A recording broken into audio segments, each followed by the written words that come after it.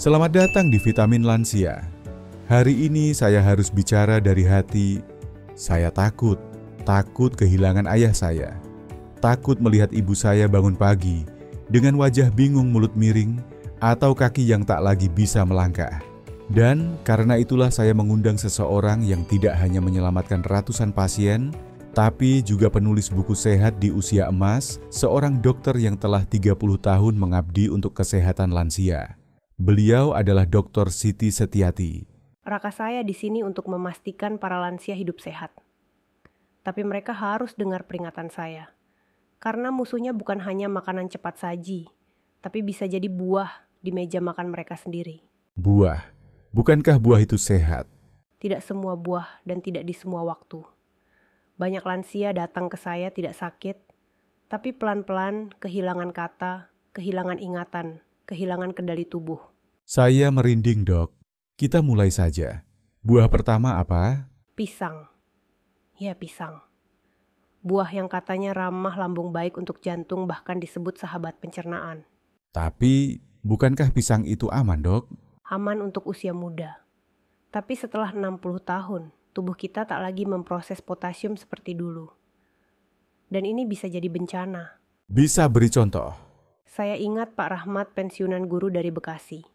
Rutin sarapan sehat oatmeal, 2 potong pisang besar, jus jeruk, dan obat tekanan darah. Setahun tanpa masalah. Tapi suatu pagi, istrinya menemukan beliau pingsan di kamar mandi. Stroke ringan, dan kadar potasiumnya tinggi sekali. Hanya dari 2 buah pisang dan jus jeruk. Plus ginjal lansia yang melemah. Tubuhnya tidak bisa membuang potasium berlebih. Akibatnya, detak jantung tidak stabil. Darah menggumpal. Pembuluh menyempit, dan badai datang saat tidur. Astaga, saya jadi ingat banyak orang tua makan pisang sebelum tidur. Apakah itu berbahaya? Sangat. Karena malam hari tubuh dehidrasi, sirkulasi lambat, dan obat masih aktif. Itu kombinasi yang bisa menyumbat otak. Apa yang harus dilakukan, Dok?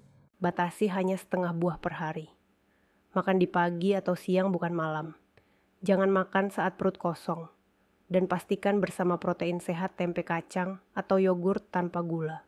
Jeda sebentar. Bagi Anda yang nonton, sekarang tulis di komentar, Anda tinggal di mana dan kekhawatiran kesehatan. Apa yang paling Anda pikirkan di usia 60-an? Dan satu hal penting, Raka. Pisang goreng. Apalagi dinikmati dengan kopi atau teh manis sore hari. Bagi yang punya tekanan darah tinggi atau sedang minum obat diuretik, itu seperti menyiram bensin ke api. Serius banget ya, Dok? Baik, kita lanjut ke buah kedua, anggur. Manis kecil sering disajikan ke tamu. Tapi ternyata... Ken, di balik kulit mulusnya tersembunyi bom gula. Saya ingat Bu Darmi dari Medan. 78 tahun pola makan alami, tak suka makanan instan. Tapi setiap pagi makan semangkuk anggur. Sendirian tanpa protein. Dan apa yang terjadi? Suatu hari saat menulis ucapan ulang tahun, cucunya tangannya gemetar. Tak bisa menulis huruf S. Lupa ejaan kata selamat. Mini stroke. Hasil darahnya gula, melonjak peradangan tinggi, dan darah kental. Astaga, anggur bisa separah itu. Apalagi anggur swalayan modern super manis tanpa biji. Gula alami diserap cepat. Bagi tubuh muda ini masih bisa ditangani. Tapi bagi lansia ini seperti menyiram api kecil dengan bensin. Jadi apa yang harus dilakukan? Makan maksimal 5-7 butir kecil. Jangan pagi saat perut kosong. Jangan malam sebelum tidur. Dan selalu bersama protein keju rendah, garam tempe kukus, atau almond. Jangan jus, jangan kismis. Baik, teman-teman klik like. Jika Anda belajar sesuatu hari ini, dan bagikan ke keluarga. Karena yang terlihat sehat bisa jadi awal bencana. Dan ini baru 2 dari 9 buah. Buah berikutnya lebih mengejutkan. Tapi sebelum itu, jeda sebentar. Tulis angka 1 kalau Anda masih tertarik. Lanjut atau 0 jika sudah cukup. Kami tunggu komentar Anda. Baik, kita lanjut. Buah ketiga ini banyak disebut-sebut sebagai pembersih pencernaan. Rasanya segar seperti matahari dalam gigitan. Tapi jangan terkecoh. Nanas. Ya, buah tropis yang tampaknya ringan justru bisa memperlambat pembekuan darah dan memicu stroke diam-diam. Nanas dok, bukankah itu penuh enzim baik? Betul. Nanas mengandung bromelain enzim pemecah protein. Tapi di usia 60-an, tubuh tidak bereaksi seperti dulu. Enzim ini bisa menghambat kerja trombosit. Artinya, darah susah membeku saat dibutuhkan. Jadi bisa pendarahan dok? Tepat sekali. Terutama bila lansia sudah mengonsumsi aspirin warfarin atau obat pengencer darah. Nanas bisa menambah efek obat. Dan bahayanya semua itu terjadi diam-diam. Ada contoh nyata dok? Bu Clara, 77 tahun, pensiunan guru paduan suara dari Yogyakarta. Setiap malam setelah makan, beliau makan potongan nanas segar. Tanpa gula, tanpa garam. Beliau percaya itu membersihkan tubuh. Dan apa yang terjadi? Suatu pagi, beliau bangun dalam keadaan goyah. Mulutnya miring, bicara tak jelas. Hasil scan stroke di otak belakang. Tapi hasil darahnya lebih mengejutkan, trombosit tak stabil, kadar asam lambung tinggi. Jadi, nanas bisa memicu stroke. Kombinasi enzim gula dan asam membuat badai kecil di tubuh. Apalagi jika dikonsumsi malam hari saat tubuh lambat. Dan bila ada reflux asam saat tidur itu, bisa menurunkan oksigen otak. Kondisi ini disebut nokturnal hipoksia jalan sunyi menuju stroke pagi hari. Astaga, solusinya dok? Jangan makan nanas malam hari. Makan dalam porsi kecil. Jangan dikonsumsi saat perut kosong atau bersama obat. Hindari jika punya riwayat asam lambung atau sedang minum pengencer darah. Baik, sekarang buah keempat, semangka. Buah sejuta umat, segar penuh air, tapi bisa menyebabkan dehidrasi. Iya, ini ironi. Semangka memang penuh air, tapi efek diuretiknya bisa membuat tubuh buang cairan berlebih. Dan jika dikonsumsi malam hari, bisa mengeringkan darah secara diam-diam. Maksudnya dok? Saya pernah tangani Pak Wawan, 82 tahun, pensiunan tukang pos dari Surabaya. Setiap malam makan 2-3 potong besar semangka dingin. Menurut beliau, untuk mendinginkan tubuh. Dan apa yang terjadi? Suatu pagi beliau jatuh di kamar mandi. Tekanan darah sangat rendah. Darah mengental, hasil scan stroke ringan di otak tengah. Semangka malam hari plus obat diuretik, karena kombinasi bahaya. Karena malam hari tubuh tidak sadar untuk minum ya? Betul. Darah jadi seperti sirup kental, aliran melambat, pembuluh rapuh, bisa pecah atau tersumbat. Dan lebih buruk, banyak orang mengira hanya masuk angin atau kurang tidur. Jadi bagaimana cara makan semangka yang aman? Jangan makan semangka malam hari, terutama setelah jam 6 sore. Batasi 1-2 potong kecil. Kombinasikan dengan sedikit garam atau air kelapa untuk menjaga elektrolit. Wah, orang dulu sering taburkan garam di buah. Ternyata itu ada ilmunya ya. Ya Raka. Itu bukan sekadar rasa, itu kearifan. Sedikit garam bisa bantu tubuh menahan cairan, menjaga tekanan darah stabil. Apalagi di usia lanjut. Jeda sebentar. Tulis di komentar. Siapa yang Anda pikirkan saat mendengar semua ini? Orang tua mertua atau mungkin diri sendiri? Karena tidur yang tenang di usia senja adalah anugerah. Dan semua itu bisa dimulai dari pilihan kecil di piring Anda malam ini. Dan kalau semangka yang penuh air saja bisa membuat darah mengering, buah berikutnya lebih berbahaya lagi. Jus pagimu yang cerah bisa jadi penyebab tekanan darah anjlok mendadak. Kita bicara tentang jeruk. Tapi jangan dulu panik. Dengarkan dengan tenang, karena inilah buah kelima yang bisa mengacaukan kerja obat di tubuh lansia. Kita lanjut. Buah kelima ini dianggap simbol sarapan sehat. Diperas setiap pagi katanya penuh vitamin C. Tapi ternyata bisa menjadi pemicu stroke diam-diam. Jeruk. Jeruk, terutama dalam bentuk jus, mengandung zat bernama furanokumarin. Zat ini terlihat tidak berbahaya. Tapi ia bisa mengganggu kerja enzim hati yang bertugas memproses obat. Maksudnya obat tidak diproses dengan baik? Tepat. Obat bisa bertahan terlalu lama di darah, atau sebaliknya, efeknya hilang terlalu cepat. Dua-duanya berbahaya. Ada contoh kasus? Pak Elman, 79 tahun, mantan sopir bus dari Jakarta. Pagi-pagi setelah salat subuh, beliau minum obat kolesterol dan tekanan darah. lalu langsung minum jus jeruk dari 2 buah besar. Dan apa yang terjadi? Awalnya hanya pusing ringan, tapi makin lama tekanan darah anjlok. Suatu pagi beliau ambruk saat berdiri.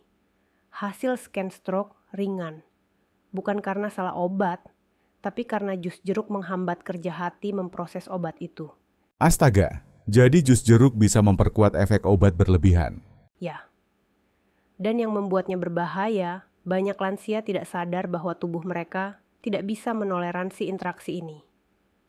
Apalagi jika minum jus jeruk dalam perut kosong. Solusinya, Dok? Hindari jus jeruk bersamaan dengan obat. Beri jeda minimal 3-24 jam. Pilih jenis jeruk rendah Furanokumarin seperti jeruk mandarin atau jeruk nipis. Gunakan sebagai perasa air, bukan minuman utama. Dan jus kemasan dari supermarket aman? Tidak juga. Gula tambahannya sangat tinggi. Bahkan bisa lebih buruk dari soda. Vitamin tidak sebanding dengan risikonya. Lanjut ke buah ke-6. Simbol kesehatan katanya an apple a day keeps the doctor away. Tapi kalau dimakan sembarangan? Bisa jadi justru an apple a day brings the doctor right away. Terutama apel manis besar dari swalayan Fuji Honeycrisp. Kandungan gulanya tinggi dan bisa memicu lonjakan gula darah. Tapi apel itu penuh serat. Hanya jika dikunyah perlahan bersama pendamping. Tapi kalau dimakan sendiri, apalagi saat sore atau malam tubuh lansia yang mengalami resistensi insulin bisa kesulitan. Ada kisah nyata. Bu Lilis 80 tahun dari Makassar. Setiap sore makan 1 apel besar sebelum maghrib. Suatu malam saat memotong sayur beliau tak bisa menyebutkan kata bayam. Tangannya gemetar. Hasilnya stroke ringan di otak depan. Dari 1 buah apel? Ya karena efek akumulasi. Gula cepat naik lalu turun. Pembuluh darah menjadi kaku darah lengket, mikro robekan muncul. Gumpalan kecil terbentuk untuk menambal. Tapi malah menyumbat. Jadi cara aman makan apel? Pilih apel hijau seperti Granny Smith. Rendah gula tinggi polifenol. Makan bersama tempe kukus kacang atau selai kacang alami. Jangan sore atau malam. Potong kecil-kecil, kunyah perlahan. Dengarkan sinyal tubuh Anda. Ini luar biasa penting. Dan saya yakin banyak dari kita merasa bersalah sekarang karena selama ini mengira sudah makan sehat. Buah tidak salah. Tapi tubuh kita telah berubah. Yang dulu cocok belum tentu aman sekarang. Apel pun bisa jadi pemicu stroke kalau dimakan tanpa bijak. Jeda sebentar. Kalau Anda baru tahu hal ini ketik saya baru tahu di komentar. Jangan biarkan informasi ini berhenti di Anda. Dan buah berikutnya jauh lebih mengejutkan. Kecil cantik disebut superfood. Tapi bagi lansia yang minum aspirin bisa membuat pembuluh darah pecah tanpa peringatan. Anda pasti tidak menyangka buah ini bisa berbahaya. Tapi mari kita bahas di bagian selanjutnya. Baik, kita masuk buah ke-7. Buah ini sering disebut superfood, warnanya merah tua mungil, dan katanya bagus untuk jantung. Tapi bagi tubuh lansia, bisa jadi bencana diam-diam. Ceri. Ceri mengandung salisilat zat alami mirip aspirin. Bagi orang muda ini antiinflamasi. Tapi jika Anda sudah mengonsumsi aspirin warfarin atau obat pengencer darah lainnya, maka ceri bisa memperkuat efek itu. Maksudnya darah jadi terlalu encer. Ya, dan jika ada robekan kecil di pembuluh darah, otak darah tidak bisa membeku. Hasilnya perdarahan otak. Saya tidak sedang menakuti. Ini kisah nyata. Silakan, Dok. Pak Darto, 84 tahun, pensiunan masinis dari Bandung. Rutin konsumsi aspirin dosis rendah. Makanan dijaga. Tapi setiap malam, beliau menutup hari dengan semangkuk kecil ceri segar. Lebih sehat daripada es krim katanya. Dan apa yang terjadi? Awalnya hanya pusing ringan, kadang mual. Tapi suatu pagi, muntah hebat dan bingung. Hasil scan perdarahan otak kecil. Bukan karena tekanan darah tinggi, tapi karena pembuluh kecil tak mampu menahan darah yang terlalu encer. Serem sekali. Jadi ceri bisa memperkuat efek aspirin? Tepat. Bagi tubuh yang sudah seimbang rapuh, tambahan kecil bisa memicu badai besar. Dan lebih buruk, semua terjadi perlahan, diam-diam, tanpa gejala jelas sampai terlambat. Apa solusinya? Jika Anda minum pengencer darah, hindari ceri segar, ceri kering, atau jus ceri pekat. Jangan tertipu iklan tart cherry bagus untuk rematik. Itu bisa berbahaya untuk otak Anda. Dan perhatikan tanda-tanda ya. Betul. Mudah mimisan gusi berdarah kepala berat mual pagi hari. Semua bisa jadi sinyal darah Anda terlalu encer. Jangan abaikan. Baik, sekarang kita bicara buah ke-8. Buah yang cantik merah bentuk hati sering disebut buah cinta. Tapi, di balik manisnya ada dua bahaya besar, pestisida dan purin. Kita bicara tentang stroberi. Stroberi terlihat polos, tapi menurut data dari EWG stroberi adalah buah dengan residu pestisida tertinggi di dunia. Bahkan setelah dicuci. Waduh, pestisida bisa ganggu tubuh? Bisa. Terutama lansia dengan hati dan ginjal melambat. Racun tidak bisa dibuang cepat, menumpuk. Dan banyak pestisida bersifat neurotoksik bisa merusak otak secara halus pelan-pelan. Dan soal purin, Dok. Stroberi juga mengandung purin. Jika tubuh Anda sulit membuang asam urat purin ini memicu inflamasi pembuluh darah. Sumbatan mikro bisa terbentuk khususnya di otak kecil. Ada kisah nyata. Bu Nur Hayati, 81 tahun dari Bogor. Setiap malam minum smoothie stroberi buatan sendiri. Katanya untuk jaga otak tetap muda. Tapi setelah beberapa minggu, tangannya sering kesemutan. Lidah terasa kaku. Suatu pagi wajahnya berat sebelah. Stroke. Ya, stroke ringan di batang otak. Hasil lab asam urat tinggi stres oksidatif dan akumulasi senyawa pestisida. Semua berasal dari smoothie stroberi yang katanya sehat. Lalu apa solusinya, Dok? Pilih stroberi organik jika memungkinkan. Cuci dengan air garam atau rendam air cuka apel. Jangan konsumsi setiap hari. Hindari smoothie beku kemasan. Jangan makan malam hari, apalagi sebelum tidur. Waktu terbaik? Siang hari. Setelah makan dengan pendamping protein seperti yogurt, tanpa gula atau tempe kukus. Dan dengarkan tubuh Anda. Jika merasa kaku pusing atau lidah berat, mungkin itu bukan sekadar lelah. Jeda sebentar. Jika Anda merasa informasi ini menyelamatkan nyawa, tulis di komentar. Saya peduli dengan kesehatan lansia. Jangan biarkan keluarga Anda jatuh karena ketidaktahuan. Dan buah terakhir, terlihat seperti hadiah dari surga. Lembut, harum, manis alami. Tapi menyimpan zat yang bisa membuat obat gagal diproses dan memicu stroke diam-diam. Buah terakhir ini lebih sering kita beri ke cucu daripada ke diri sendiri. Tapi efeknya bisa menunda nama cucu itu keluar dari mulut Anda. Buah terakhir ini sering disebut hadiah dari surga tropis. Aromanya harum, warnanya cerah, dan rasanya manis menyenangkan. Tapi di balik kelembutannya tersembunyi jebakan yang bisa mengacaukan kerja hati Anda. Kita bicara tentang mangga. Mangga memang terlihat polos, tapi kandungan gulanya luar biasa tinggi. Bahkan satu cangkir potongan mangga matang bisa mengandung lebih dari 45 gram gula lebih dari satu donat besar. Waduh, tapi bukankah itu gula alami, Dok? Ya, tapi tubuh lansia tidak peduli itu gula alami atau bukan. Jika masuk cepat tanpa pendamping, maka lonjakan glukosa tetap terjadi. Dan satu hal yang sering diabaikan mangga juga mengandung senyawa bernama mangiferin. Apa itu, Dok? Mangiferin bisa menghambat kerja enzim hati bernama sitokrom, P450 enzim yang memproses obat tekanan darah jantung dan kolesterol. Jika enzim ini terganggu, obat Anda tidak diproses. Obat menumpuk, efeknya jadi terlalu kuat.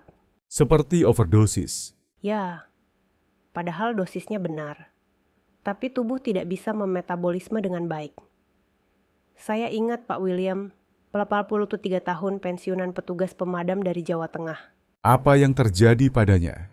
Setiap sore beliau ganti camilan biskuitnya dengan irisan mangga kering. Katanya lebih sehat. Tapi setelah beberapa minggu, mulai merasa pusing ringan, jantung lambat, bingung singkat. Hingga akhirnya terjatuh di kamar mandi. Stroke? Ya, stroke ringan akibat sumbatan kecil di otak. Tapi tekanan darah beliau sangat rendah dan kadar obat beta blocker dalam darahnya melebihi ambang aman. Karena mangga? Karena mangiferin dalam mangga menghambat kerja hati. Obat menumpuk sirkulasi melambat saat tidur, dan gumpalan kecil terbentuk. Efeknya Pak William kesulitan mengenali nama cucunya. Ini menyakitkan karena semua niatnya baik. Itulah yang membuat saya terus berbicara. Karena banyak orang jatuh bukan karena bodoh, tapi karena tidak tahu. Dan mereka tidak pernah diberitahu. Lalu bagaimana cara aman makan mangga? Jangan makan mangga matang berlebihan. Batasi 1 potong kecil. Jangan bersamaan dengan obat. Beri jeda 3-4 jam. Jangan malam hari. Dan jangan makan mangga kering atau jus mangga, karena konsentrasi gulanya jauh lebih tinggi. Makan bersama protein tetap dianjurkan. Ya, selalu kombinasikan dengan tempe kukus kacang atau yogurt tawar. Dan perhatikan respon tubuh. Jika merasa jantung melambat kepala ringan atau linglung, jangan tunggu sampai terlambat. Teman-teman saya ingin Anda berhenti sejenak. Lihat buah-buahan di dapur Anda. Tanyakan pada diri Anda, apakah saya memakannya dengan cara yang benar? Karena usia bukan musuh, tapi sinyal. Tubuh tidak kuat seperti dulu, tapi ia memberi peringatan. Dan jika kita mau dengar, kita bisa mencegah bencana. Jeda sebentar. Tulis angka 1 di komentar jika Anda masih bersama kami. Dan jika Anda merasa ini membosankan, tidak apa-apa tulis 0. Tapi jangan pergi tanpa memberitahu kami. Kami ingin tahu apa yang Anda pikirkan. Dan jika hari ini Anda merasa tercerahkan, ingat satu hal, buah tidak pernah salah. Tapi cara kita makan bisa membuatnya jadi obat atau jadi racun. Dan di bagian akhir nanti kami akan rangkum 3 prinsip sederhana untuk mengubah buah jadi pelindung otak Anda, bukan penghancurnya. Jangan tinggalkan kursi Anda. Karena jawaban kadang bukan pada obat, tapi pada tempe air kelapa dan waktu makan yang tepat.